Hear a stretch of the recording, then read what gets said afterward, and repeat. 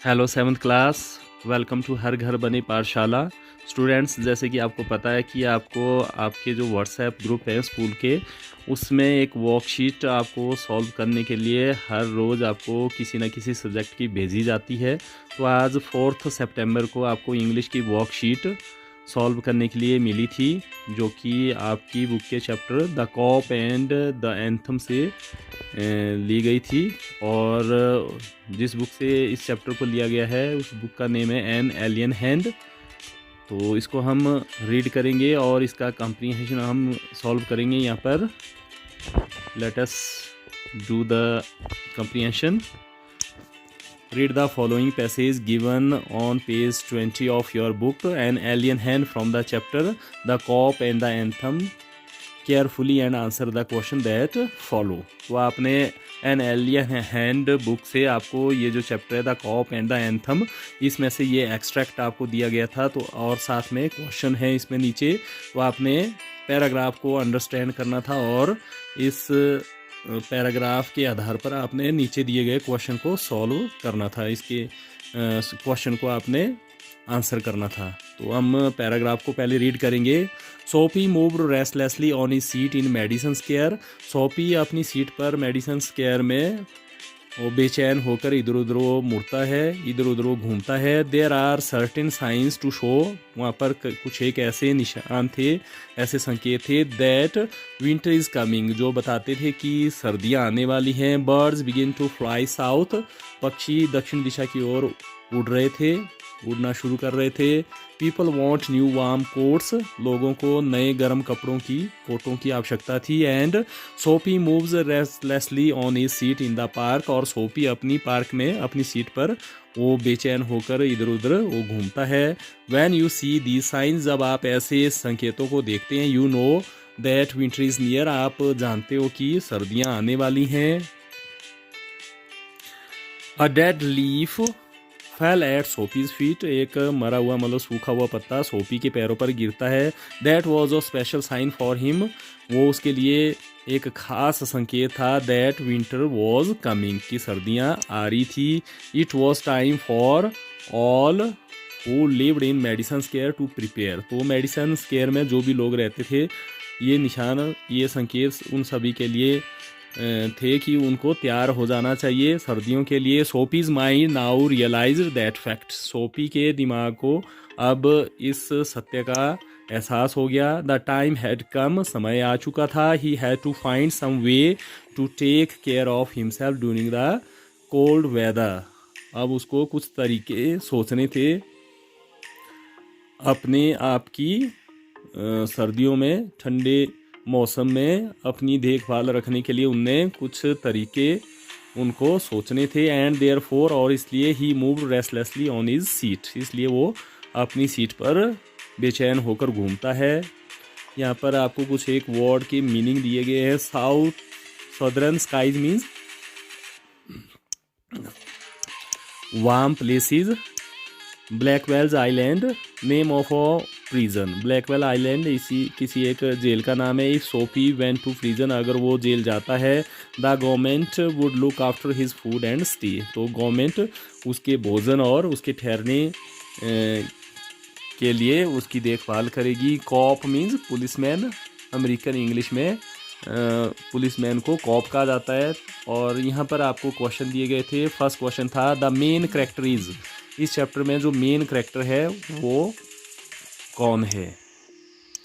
Main character इसमें है a cop named Donovan, a women named Bedella, a homeless named Sophie, a church member singing an anthem, तो उसमें जो right option होगी वो होगी अ होमलेस नेम्ड सोफी, ये इसका राइट आंसर है। Second question, Soapy moved restlessly on he seat in Madison Square, Soapy Madison Square में अपनी सीट के ऊपर बेचैन होकर घूमता है। The word restlessly used here means, तो रेस्टलेसली वर्ड का यहाँ पर क्या मतलब है। Unable to relax, to inquire, to look about, to dance, तो इसका जो राइट आंसर है वो है अनेबल टू रिलैक्स, ये राइट आंसर है। Third question, what can you tell from the words his bench in the story. तो his bench जो कहानी में वर्ड यूज किया गया है उससे आप क्या समझते हो?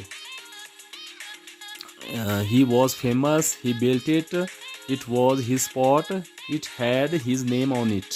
क्या उस पर उसका नाम था, या ये उसकी जगह थी, या उसने इसको बनाया था, बेंच को बनाया था। ही वॉज फेमस, वो प्रसिद्ध था। तो इसमें जो राइट ऑप्शन होगी वो है इट वॉज हिज स्पॉट। ये उसकी जगह थी वहाँ पर मेडिसन स्क्वायर में।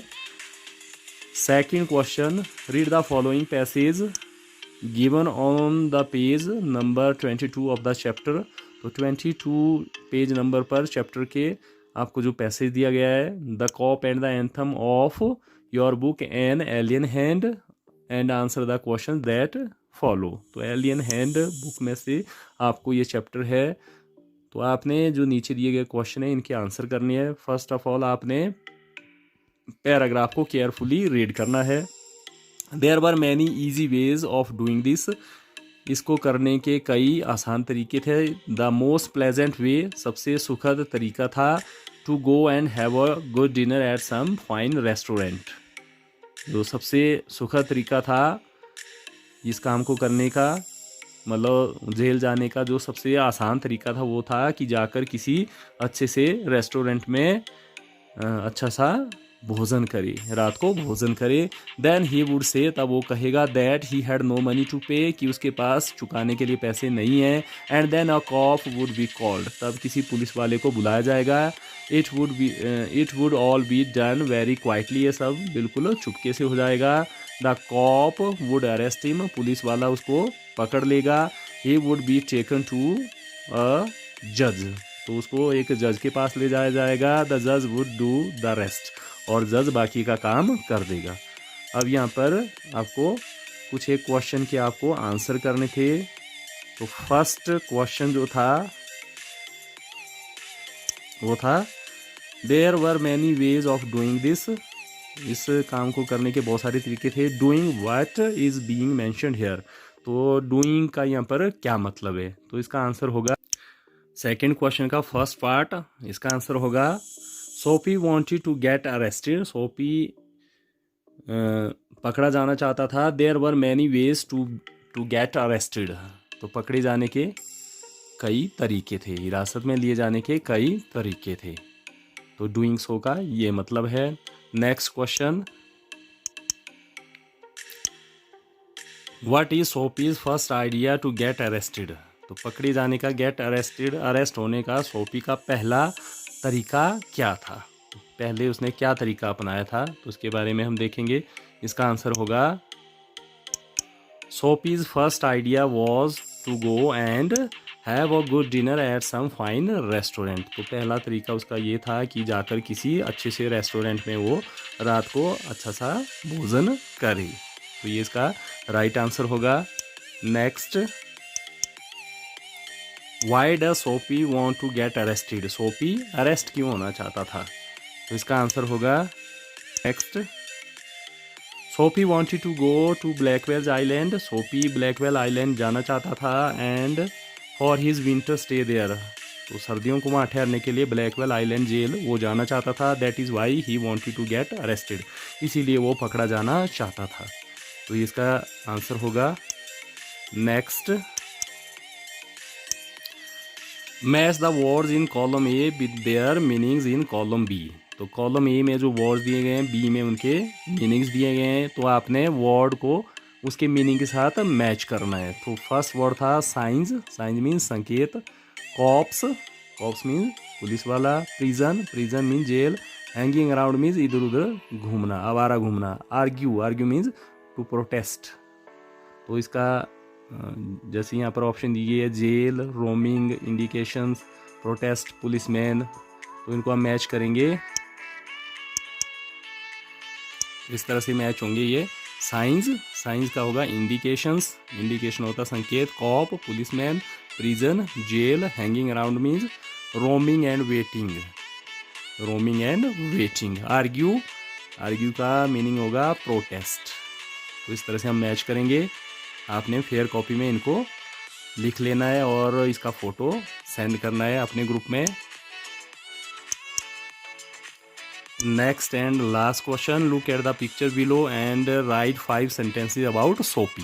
तो नीचे वाली पिक्चर को देखकर सोपी के बारे में 5 सेंटेंसेस आपने लिखने थे। तो यहाँ बेंच पर ये बैठा है, रेस्टलेस है और क्या सोच रहा है, कहाँ जाना चाहता है, तो उसके बारे में हम 5 सेंटेंसेस राइट करेंगे।